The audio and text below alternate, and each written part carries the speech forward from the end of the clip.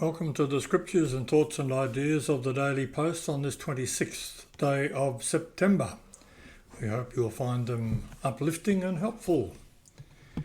We begin with a scripture from John chapter 13 and verse 34. A new commandment I give unto you, that ye love one another as I have loved you, that ye also love one another. If you're reading the Bible in a year today, we move into the book of Isaiah, chapters 1 and 2, and Galatians chapter 5. Thoughts of the day. Courage and perseverance have mystical properties, before which difficulties disappear and obstacles vanish into air. Ours is a world where people don't know what they want, and they're willing to go through hell to get it. Moral indignation is jealousy with a halo.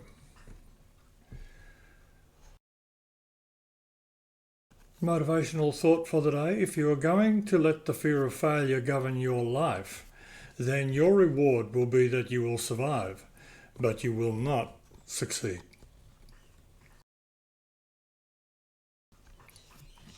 On this day, in 1066 on this day, William the Conqueror's troops set sail from Normandy to conquer England. And in 1290 on this day, an earthquake in the Gulf of Chihili in the Bohai Sea near China reportedly killed 100,000 people. In 1580, the English navigator Francis Drake circumnavigated the globe. He returned to Plymouth in the Golden Hind on this day, becoming the first British navigator to sail around the world. In 1908, on this day, Henry Ford's first Model T automobile left the Piquet plant in Detroit, Michigan. In 1934 in Britain, Queen Mary launched the cruise liner named after her, the Queen Mary. In 1940, 55 German aircraft were shot down above England on this day. In 1969, the British group The Beatles released their Abbey Road album. And in 1983 on this day, the racing yacht Australia 2, owned by Alan Bond, beat the American boat Liberty in the deciding race off Newport, Rhode Island, to deprive the United States of the America's Cup. This was a trophy the Americans had never lost in the 132-year history of the event. In 2012, the Mars Curiosity rover discovered evidence of a fast-moving streambed in Mars. Personal story of the day. True treasure. God had seized the attention of Pharaoh and the Egyptians with a series of plagues. At this point, they were dying to be rid of their Hebrew slaves. But God didn't want the Israelites to leave Egypt empty-handed. After all, they had 400 years of wages due to them. So they asked their former masters for articles of silver, gold and clothing, and they got them. Exodus 12 verse 36 says that the Israelites spoiled, that is plundered, the Egyptians. It wasn't long, however, until God's people fell into idolatry. They used their gold to make a golden calf, which they worshipped while Moses was on Mount Sinai receiving the law, as we read in chapter 32 and verses 1 to 4. This tragic experience highlights the separation that Christians are required to maintain in relation to their possessions. There is much in our society that we may enjoy, but material things, or the time taken to accrue them, can also pose grave dangers when we use them unwisely. We are free to utilize, but forbidden to idealize. We are strangers and pilgrims on the earth, as we're told in Hebrews 11 and verse 13, and we must not become so attached with the treasures of Egypt. See verse 26. that we grow complacent and forget our true calling? Are we using our material blessing to serve the Lord, or have we become slaves to those material possessions?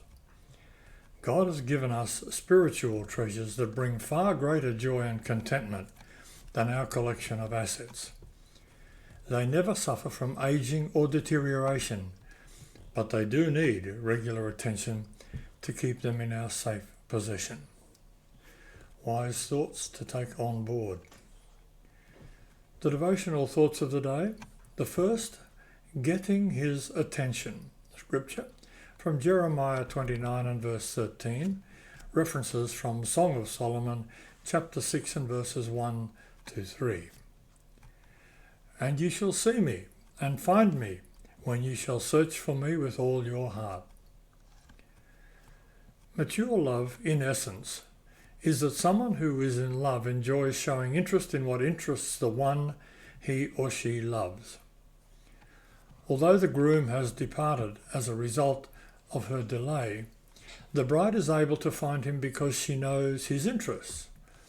He feedeth among the lilies, as the scripture tells us. The question in verse 1 is asked by the daughters of Jerusalem. They serve a function in this poem similar to the chorus in a Greek drama. Their statements move the story along and prompt revealing statements from the main characters.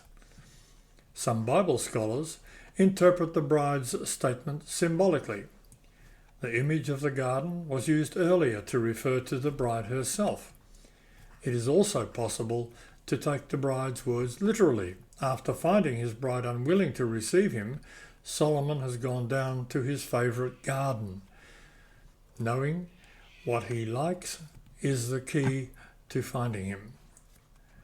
Showing an interest in what interests him provides a kind of common ground that will enable them to re-establish intimacy with one another. 3 important facts lay the groundwork for this couple's restored relationship.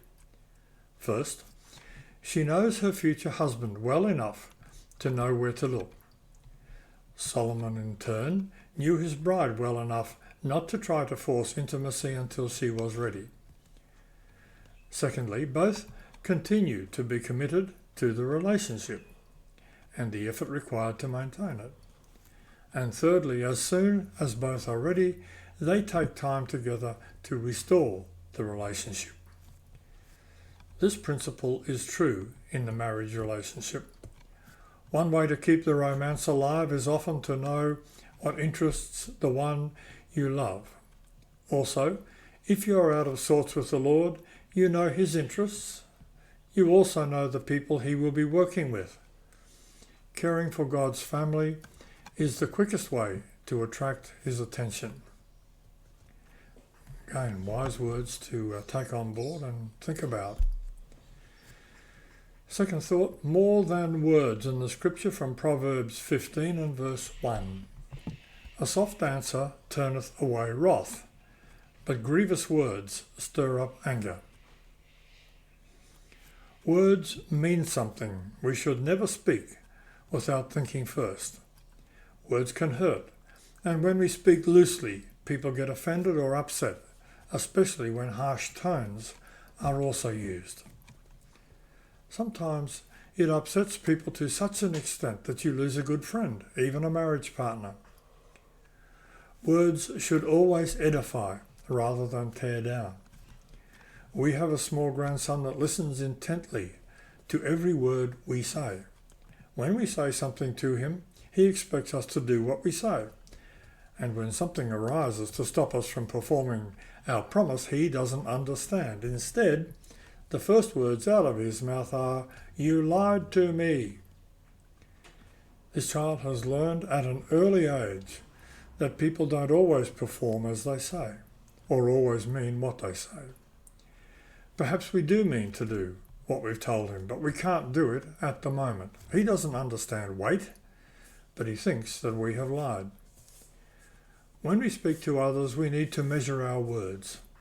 Never intentionally lie to someone, as you will be found out. And when you are, it will be held against you. Christians are seen in the light in which they live and speak, and we should try to live up to the word that should be within us. Never lie to cover up something, never lie to make things look good for you. In other words, never lie, full stop. Even if the person to whom you are speaking doesn't realize you are lying, God knows. Can people take you at your word? Can they place their trust in you? If you can't answer yes to those questions, perhaps you need to review your character. Seek God on how to change. Again, some things that you should be thinking about, and of course we should all be avoiding telling fibs. Even white lies are lies, full stop. The facts of the day. The fear of vegetables is called lachanophobia. So it'd be easier to eat the vegetables, I think, than say that word. The average American or Canadian drinks about 600 sodas a year. And the closing thought. Be thankful that the kids are home, lying about, watching TV. They could be out on the streets. Thanks for being with us today. Again, we do hope that the scriptures and thoughts and the ideas will be uplifting, perhaps a bit challenging, and maybe there are some things that you can take on board and act upon. In the meantime, we hope you'll be back again tomorrow for some more ideas and scriptures and thoughts. And until then, we ask that the Lord will bless you. Bye for now.